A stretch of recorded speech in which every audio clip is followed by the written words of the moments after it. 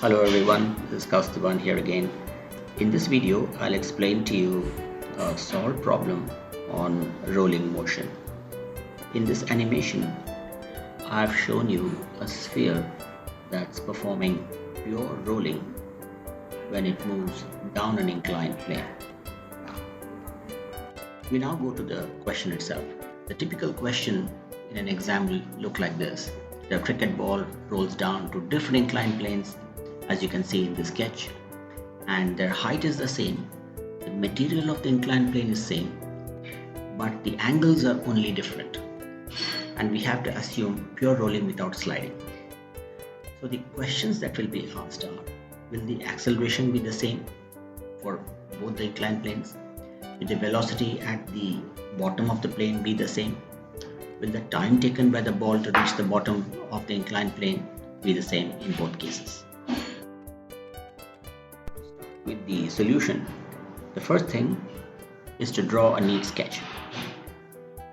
So mark the distance from the center of mass of the ball to the very edge of the inclined plane where we are supposed to find the final velocity. So initial velocity will be 0 at the start of the inclined plane, and final velocity will be as calculated, let's say v. And the height h is not till the sharp point of the inclined plane. It should be taken till the center of mass of the ball in this case.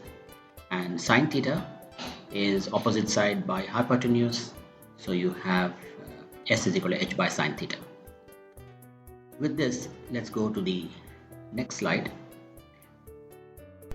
Solve this kind of numerical problem, we need to remember the equations for acceleration, velocity and time.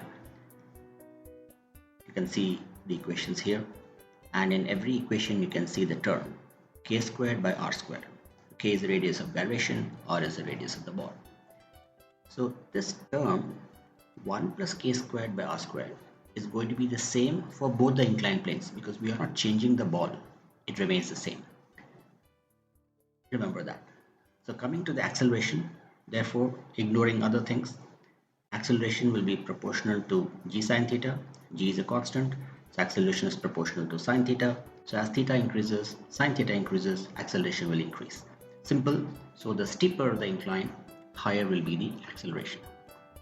Coming to velocity v, the peculiar thing is we may think that velocity is going to be higher for a steeper incline. Not really, because the height of the incline is the same. The length of the incline becomes smaller because the height is the same. So v, if you see the equation, is proportional to root 2 gh divided by 1 plus k squared by r squared. So v is proportional to basically h, and h is the same for both the inclines. So velocity of the ball will be same at the bottom of a steeper incline as well as a flatter incline. Coming to time, in the equation you can see time is proportional to root of 1 by g sine squared theta, and as theta increases, sine theta increases, sine squared theta increases, so denominator becomes larger. So as theta increases, the time becomes smaller, so the ball will reach the bottom of the incline faster for a steeper incline.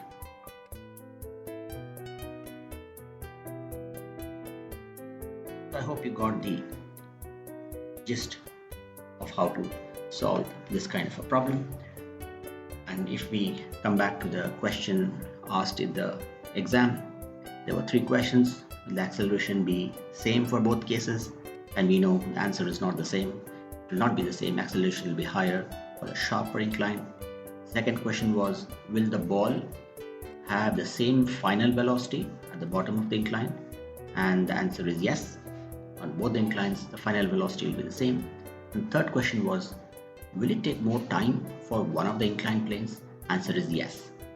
The inclined plane having a small angle, it's a very flat one, that inclined plane, the ball will take a much longer time to reach the bottom of the inclined plane. So thank you very much for your time in viewing this video, and I hope this was useful to you. There is much more to rolling motion than this, and do keep your studies continuing to master the pure rolling.